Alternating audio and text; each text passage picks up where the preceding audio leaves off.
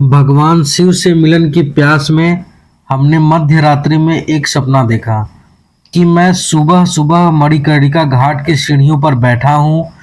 मेरा एक पैर गंगा नदी में है और दूसरा पैर सीढ़ियों के ऊपर है और छोटी छोटी मछलियाँ मेरे पैरों को कुतरने का प्रयास कर रही हैं और मुझे बहुत आनंद आ रहा है। सुबह की सूर्य की किरणें नदी में अपनी लालिमा बिखेर रही हैं और मंद मंद शीतल हवाएं मेरे शरीर को रोमांचित कर रही हैं। काफी दूर से पक्षियों के चहचहाने की मधुर आवाज मेरे मन को मोह लेने के लिए काफी था।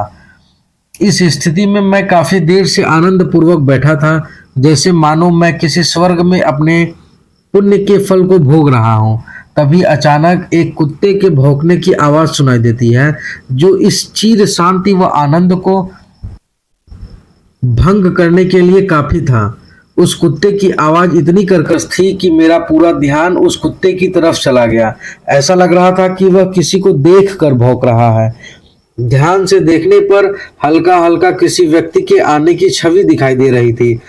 जैसे जैसे वह व्यक्ति पास आ रहा था, वैसे वैसे इस कुत्ते के भौंकने की गति धीमी पड़ रही थी। जैसे ही वह व्यक्ति पास आया, वह कुत्ता बिल्कुल शांत हो गया और अपने पूंछ हिलाते हुए उस व्यक्ति के सम्मुख अपना आगे वाला दोनों पैर आगे करते हुए पेट के बल लेट गया और सिर व्यक्ति के पैर पर रख दिया, मानो वह कुत्ता उस व्यक्ति को साष्टांग प्रणाम कर रहा हो। वह व्यक्ति ऊंचे कदकाठी का लग रहा था, जिसकी लंबाई लगभग 9 फीट से ऊपर ही रही होगी।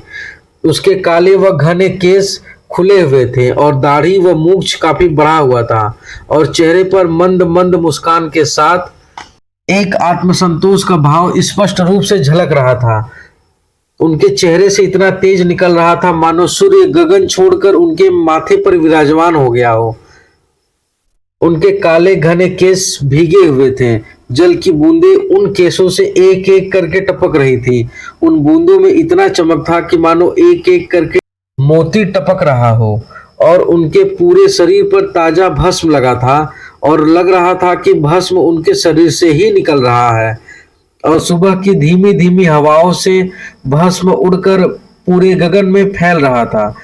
उस भस्म की सौंधी सुगंध मुझे सम्मोहित कर देने के लिए काफी था। उनकी छवि के बारे में मेरे शब्द कम पड़ रहे हैं और मैं इससे ज्यादा उनकी व्याख्या करने में असमर्थ हूँ। इनके ठीक पीछे एक छोटा सा गाय का बछड़ा खड़ा था। ऐसा मालूम हो रहा था मानो वह अभी मात्र 4 या 5 दिन का ही होगा। देखने में इतना प्यारा लग रहा था कि उसके स्वरूप का वर्णन कर पाना अत्यंत कठिन प्रतीत हो रहा है। वह पूर्ण रूप से सफेद रंग का बछड़ा बस उनके चरणों की तरफ ही एक टक से देख रहा था, वह भी बिना हिले डुले। एकदम ऐसा मालूम पड़ रहा था कि मूर्त स्वरूप ही हो और पत्थर का हो। इतना सम्मोहित कर देने वाला दृश्य था कि मेरा सिर उस अनजाने व्यक्ति के लिए अपने आप झुक गया और मैं उनसे कुछ पूछ पाने में पूर्ण रूप से असमर्थ महसूस कर रहा था। लेकिन एक चीज मुझे भीतर ही भीतर सोचने के लिए मजबूर कर रही थी कि एक अद्भुत शांति का आभास हो रहा था और मानो समय रुक सा गया हो। मैं पूर्ण रूप से मौन था और उनको बस टकटकी लगाए देख रहा था। तभी अचानक वो बोल पड़े कि अश्वनी, तुम चिंता मत करो, तुम्हें तुम्हारे सारे प्रश्नों के जवाब मिल जाएंगे। मैं हैरान था कि इनको कैसे पता कि मेरे मन में ढेर सारे प्रश्नों के तूफान हिलोरे मार रहा है। अचानक से मेरी नींद टूटी और मैं बिस्तर पर आराम से चैन की नींद ले रहा था।